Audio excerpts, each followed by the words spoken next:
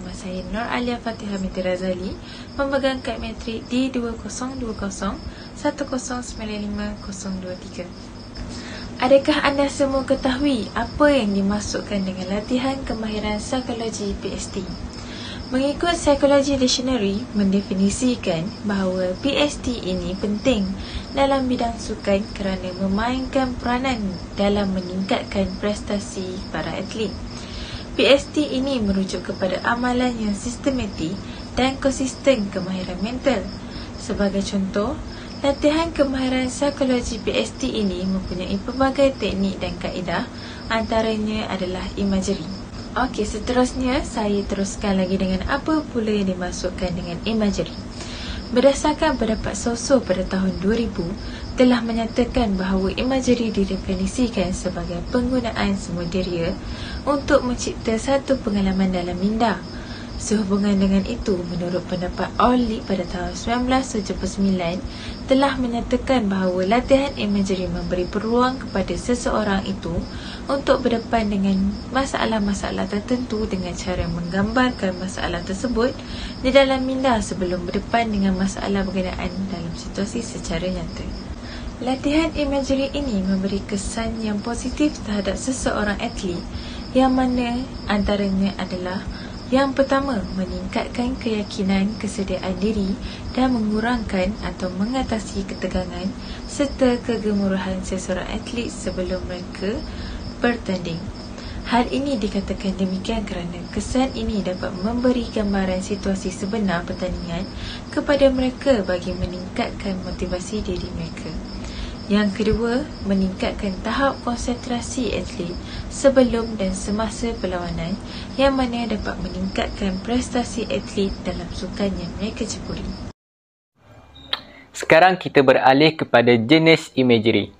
Imagery ini terbahagi kepada dua. Yang pertama adalah imagery dalaman dan juga yang kedua adalah imagery luaran. Pada dasarnya, kedua-duanya melibatkan bayangan. Untuk imagery dalaman, imagery ini berlaku apabila seseorang itu dapat merasa pergerakan seperti diri sendiri yang melakukannya. Manakala untuk imagery luaran pula, ianya berlaku apabila seseorang hanya melihat pergerakan tersebut. Pergerakan tersebut dapat dilihat dengan jelas, namun demikian beliau tidak dapat merasai sensasi pergerakan tersebut. Alif, kenapa ni awak nampak takut je? Ya, Coach. Saya rasa risau lah, Coach. Sebab saya nak kena lawan dengan budak negeri. Dia orang kan wakil negeri, saya wakil sekolah je. Boleh ke Coach saya menang? Tiada yang mustahil, Alif. Kalau awak nak lawan walaupun dia budak wakil negeri, tidak semestinya dia akan menjuarai pertandingan ni. Okay? Sebab awak pun ada jadual awak sendiri yang dah ditetapkan oleh coach awak. Awak pun dah ada training. Awak hanya perlu membayangkan situasi perlawanan untuk awak memenangi acara pertandingan tersebut. Jadi tiada yang mustahil, walaupun dia wakil negeri, awak wakil sekolah, hanya dia yang boleh memenangi pertandingan ni. Okay? Tapi Coach, tengoklah Hairi tu. Badan dia sasa, tegap. Takutlah Coach tengok dia. Okey Alif, sebelum awak nak lari nanti, awak boleh gunakan proses imagery. Okey, cara nak gunakan proses imagery ni, awak kena cuba bayangkan yang awak dalam situasi nak sebelum awak mula berlari, semasa dalam keadaan bersedia tu, awak boleh bayangkan yang awak akan starting dengan cara yang betul dan awak akan menggunakan teknik yang betul untuk lari dan dapat memotong pihak lawan. Jadi pada masa yang sama, awak akan cuba untuk memotivasikan diri awak untuk memenangi pertandingan tersebut. Faham? Baik, Coach.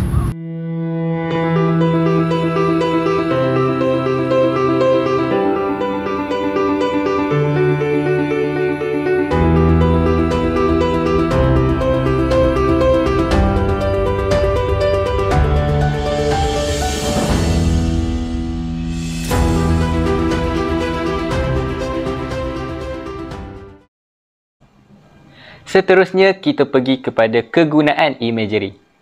Imagery mental adalah kemahiran yang boleh dipelajari. Untuk menguasai kemahiran mental imagery ini, memerlukan usaha, konsentrasi, disiplin dan latihan yang cukup. Imagery adalah satu teknik mental yang boleh digunakan untuk memperoleh kemahiran, meningkatkan kemahiran dan menyelesaikan masalah di dalam mindanya sebelum sesuatu pertandingan dan pemulihan kecederaan. Nama saya adalah Muhammad Hairi bin Muhammad Nazri dan bernombor metrik D2020-109-5020. Baiklah, saya akan menerangkan kepada anda tips untuk melakukan latihan imagery. Yang pertama adalah practice makes perfect. Latihan imagery merupakan kemahiran yang sangat sukar untuk dilakukan. Oleh itu, seperti mana-mana kemahiran yang lain juga, anda perlu berlatih dengan kerap dan cuba berimajinasi menggunakan minda anda sehingga berjaya menggunakan kaedah imagery.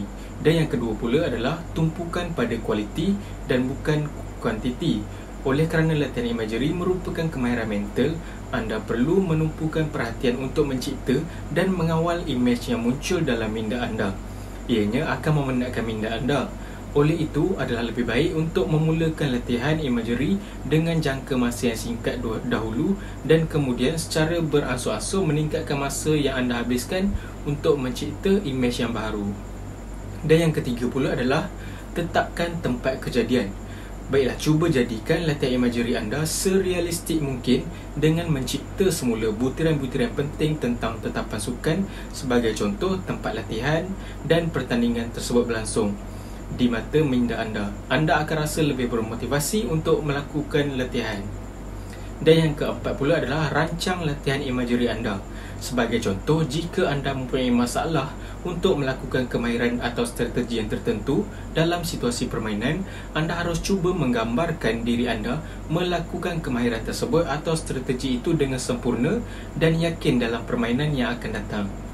Dan seterusnya adalah jika anda sering merasa terganggu, cuba bayangkan diri anda sedang bersantai dan cuba untuk fokus sebaik mungkin.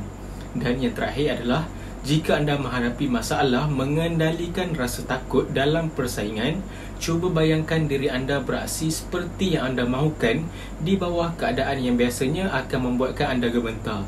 Lama-kelamaan anda akan mampu mengawal perasaan gemetar tersebut.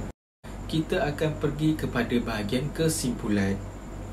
Baiklah, kesimpulannya, dengan wujudnya latihan imagery ini, ianya sudah pasti dapat merubah proses latihan atlet-atlet kepada yang lebih berkesan.